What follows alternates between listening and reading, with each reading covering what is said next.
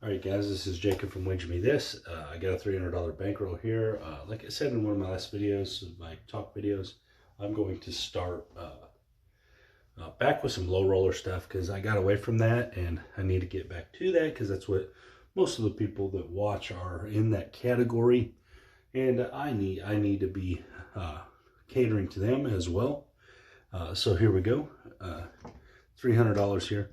I'm gonna do a kind of an anything but 10 variation, but I'm going to transfer. One of the things I found is that if you transfer the anything but 10 into the don't after you get some hits, it actually works pretty well. So what we're going to do is I'm going to start with $150 now on the lay 10.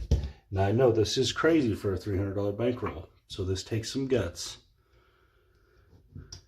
And then we're going to go 64 across because you can find $10 tables still. They're just not as common. And for a low roller, you're not going to be able to find $5 tables a lot, but you might be able to find $10 tables. And so that's where we're at here. Hopefully they let you do don't. If they don't, just choose one of them. All right, here we go. So I'm going to be, you should be shooting trying to miss the 10. If you're playing anything but 10, you should be actively trying to do that, not just random rolling.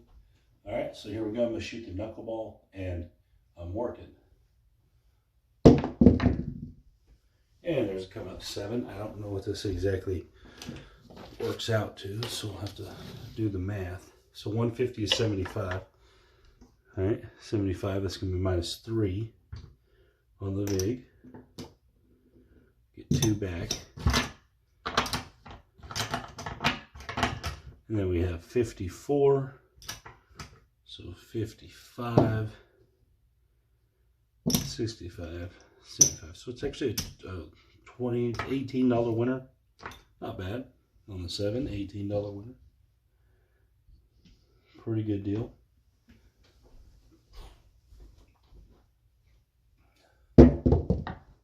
$437 again, okay. $18 winner overall. If you don't know how I figured that out, I paid my big and then I just subtracted this from the 75 and came up with what the rest was. So just keep doing this all day, right? Just 7, 7, 7, 7. All right, so after this third hit, we haven't actually, if you were playing this one though, those $18 hits are as good as anything out there. So you could count them for sure. So this would be our third hit. $14. Okay, so now we have an 8. But what I like to do here now is, since we've had 3 hits, I'm going to take half of it and run it through the don't. Or not half of it, $50 of it, and run it through the don't. So you're still leaving that lay bet up there, but you're trying to get a don't bet through. And there's the 9, perfect. So this is going to travel. And now you're going to win 14 there. I'm going to move that over. I'm going to put that right on top of it. All right, well, we're going to take the quarter off. So this kind of transfers risk, but another thing it's doing is it's lessening your exposure as you've made money.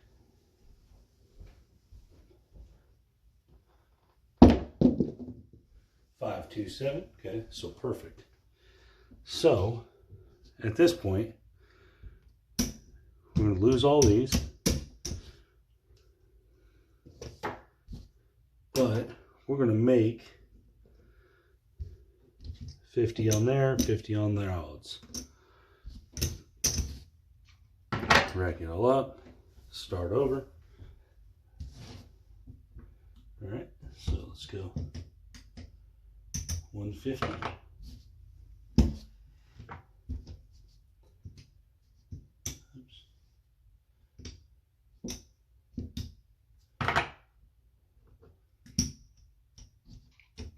All right, 6-4, 6-4.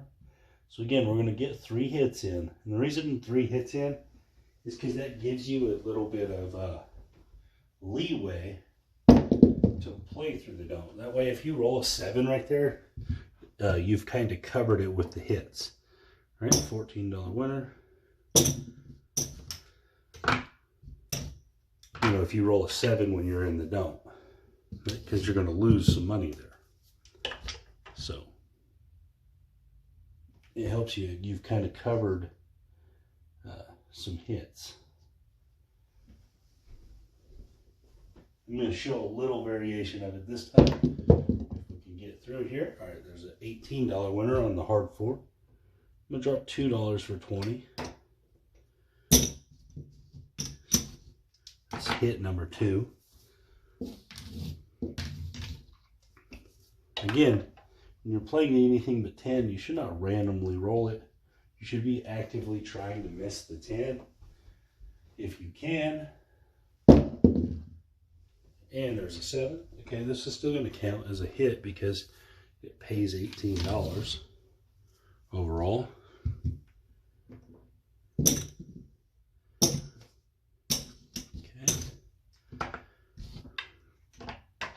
Even though you'd have to wait all the way around to your shot again, it's still okay. I mean, you could rerun through 3 hits, but we're not gonna. All right, so what we're gonna do is we're gonna put this back in a rack, and we're gonna put this over here this time.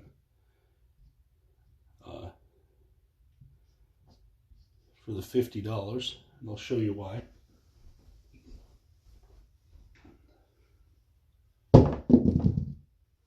Hard 8, okay, remember we're always working. $14, drop $1 for 15. Okay, so now, instead of playing on the 10, or playing the lay 10, we're just gonna pull all this down. This is a little variation on it, all right? This is kind of washy over here, but you have $50 covering $52. You're in good shape there. You've already made a multiple hits. So even this little extra $10 back here, no big deal. So at this point right here, you're only playing against the 8. It's not a terrible deal. You're in good shape. Your only real exposure is on that 8 right here. Everything else is okay because you've already profited more than you can lose on a 7. You know, you're going to lose a total of $12 on this 7, but you've already profited way more than that. So you're in a really good situation here by transferring your risk down by playing it down.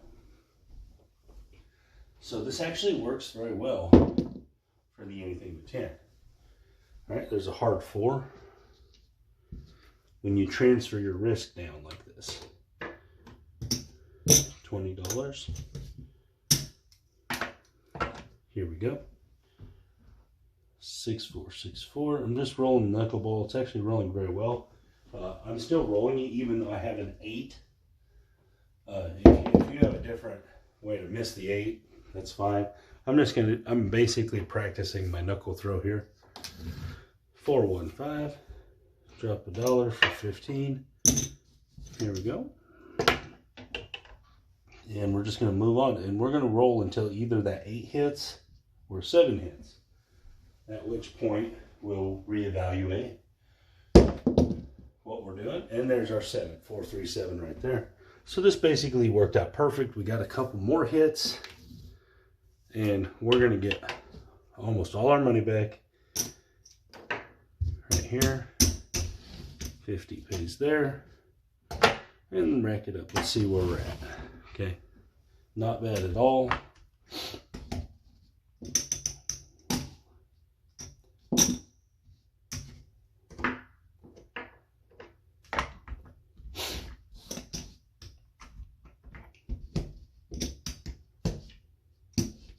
$400.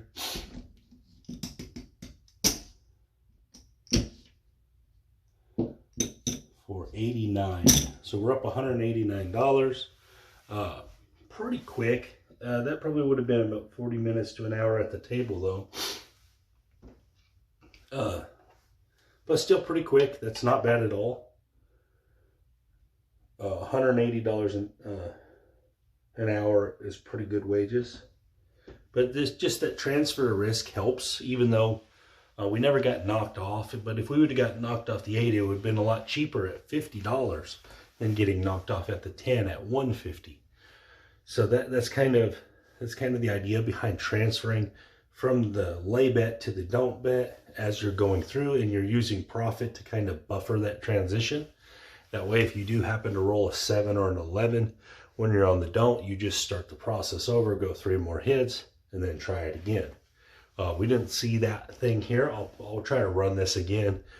Maybe we can see some of the downfalls of it. We didn't see any here. But obviously, it does have negatives. You know, you're gonna have situations where you don't always just roll and get through. So again, guys, this is Jacob from Wager Me This, and you guys have a great day.